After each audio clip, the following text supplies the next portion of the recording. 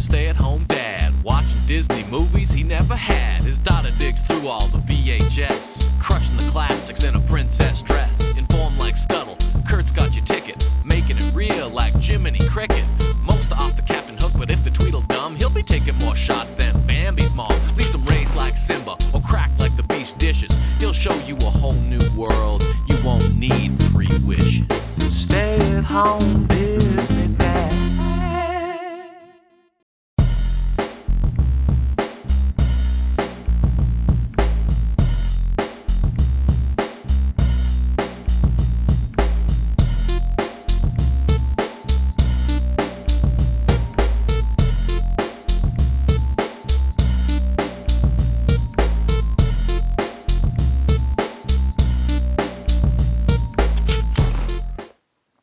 We start with like a swing song called Shaggy Dog that I never need to hear again. This is the Shaggy Dog. The announcer says this could have happened to anyone, but it happened to Wilson Daniels, who loved people but hated dogs. What an intro. It's the Shaggy Dog. In the newspaper, a dog won a medal, and this guy, who is not Dean Jones, is just having none of it. This is black and white, and he's getting heated at the breakfast table, and his wife keeps talking back to him. And she's lucky he didn't do anything, because that's not a joke. That's social commentary on how marriages were in the 50s, right? Suddenly, the house starts shaking and their son is building a bomb in the basement. What movie am I watching? The parents carry all the fine china outside, but leave the kids inside, and suddenly a rocket explodes from the basement and shoots through all the floors and out the roof. And Wilson was going to pour hot tea on his kid's head as punishment for destroying the house, and his mom was like, Wilson, don't do it. Kids are fixing the roof and almost hit Dad in the head with a hammer as he pops his head out. He wants his kids to bury all the chemicals, dismantle all the inventions in the basement. He tells them to get off the roof before they fall and crush the flower bed. Some rich guy shows up across the street with his girlfriend in a convertible, and the older brother waves at her. Then he falls off the roof and crushes the flowers. Okay, I laughed at that. He wants the $7 this popular kid owes him, and his girl goes, Buzz, are we gonna play tennis or not? Suddenly, a U-Haul comes around the corner and some French-speaking hottie and her dog. They move in across the street, and Mom is looking at them out the window with binoculars. A well-known fine art expert moved in, and he was in a prison camp and has a 17-year-old daughter, and Dad's like, oh, 17-year-old daughter! He grabs his binoculars and cranes his head out the window like a perv, and that's some 50s humor right there. Dad sees the 17-year-old and a giant dog. The giant dog runs to the arguing men on the street, and they're like, oh, we better take this dog back to the hot woman. And they both run the dog back across the street, leaving the girl in the car, and she gets mad and she harumphs off with her tennis racket. They try talking to the foreign hottie in broken English, and she thinks they are, quote, I-words. And Hottie's dad says, oh, she speaks 7 languages. She goes, Wilby, how many do you speak? And we get this wonderful moment in cinema history.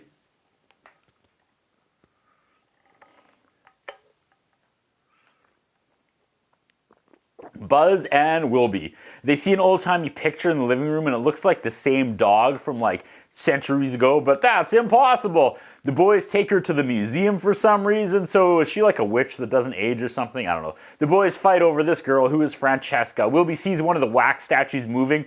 He investigates, and there's like a professor hiding behind the wax statue, and Wilby used to deliver newspapers to this guy. I thought his name was Professor Plum, which is very clue, but it was Professor Plumcut. Still. They're talking about sorcery and casting spells, and Wilby says, that's all poppycock. But Professor's like, no, little brother. Wilby bumbles over a display. This might be the only black and white movie I've ever reviewed for Disney so far. Francesca and Buzz left Wilby there, and he walks home and he plays with his turtle. He's getting rid of all his chemistry stuff, and no one wants the turtle. The basement these kids are cleaning was kind of terrifying. Wilby is left alone, and he finds this Egyptian gem in his pant leg. It must have fallen in his pant leg when he bumped over a display back at the museum. There's a spell on the back of the gem, and he just walks around the basement saying it over and over and over and over, and he's turning into a shaggy dog. This is some fine acting. Upstairs, the dog just like disappears, and now he's the dog. He's the dog?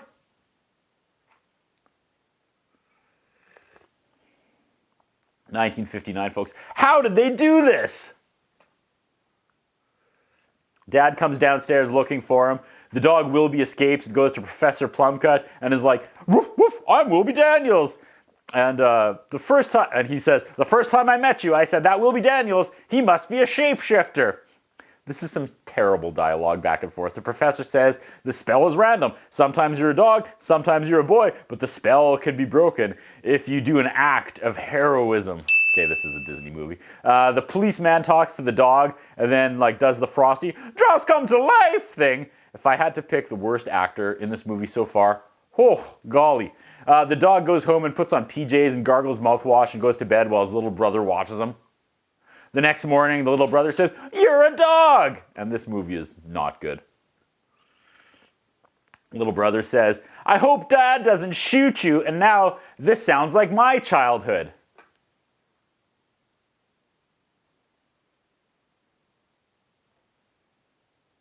Not Dean Jones comes to the table and he's itchy. He asks, "Are there any dogs in the house?" And Mom, who gave him syphilis, is like, no. It's itchy, okay? For no reason, dogs. I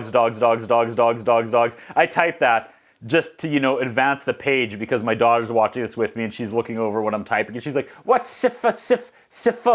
Doesn't matter. This is some of the worst acting I've ever seen in a live-action Disney movie. What is happening? Dad sees the dog. He grabs his shotgun and chases it into the backyard, shooting the hanging laundry. The dog boy goes next door and lays on his back, and the French girl, Francesca, starts rubbing his tummy, and oh boy, dude. If there was ever a time to change back into a boy, right? I downloaded the wrong Shaggy Dog. She feeds him dog chow, and he's like, "Nah, I better eat it. Crunch, crunch, crunch." To be fair, this French actress is pretty cute. Old-timey actresses were just so classy in a way you don't see anymore. He goes to the window and then he falls, and then the dog reappears on the couch and he wakes up as a boy in the basement, fully clothed. That's convenient. The little brother wanted to put a collar on his big brother dog, and then he's mad now that he changed back to a human. He's like, "I got this collar and everything." Mom's like, at the dinner table, "Why don't you like girls to Wilby?" "Damn, Mom." Dad is like, "Leave him alone. He's young." And Mom goes, "Just because you didn't look at girls until you were 30 doesn't mean your son can't." Gee. Then there's a knock at the door and it's Buzz, and he made a mistake. He asked Tennis, Allison, his girlfriend, and Francesca both to the dance, and now he needs Wilby to go. So both girls think they're there with Buzz, while both girls also think that they're with Wilby, if that makes sense. My wife says, "Nothing could go wrong doing this," and my son goes, "Oh, and he's going to turn into a dog." I mean, there's that. This whole family right now is watching this hot mess for some reason. All four go to the dance and Buzz is making it work. Why are they doing a Three's Company angle in Shaggy Dog? My daughter says, "I don't understand what this movie is trying to do." Amen, little one.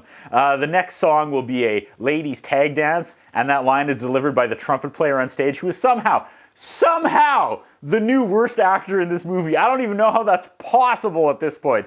Like, he won the Spearmint Gum Contest in 1959 for a walk-on cameo. The family all showed up to chirp poor Whitby, and Dad is like, "Why do these girls even like my loser son?"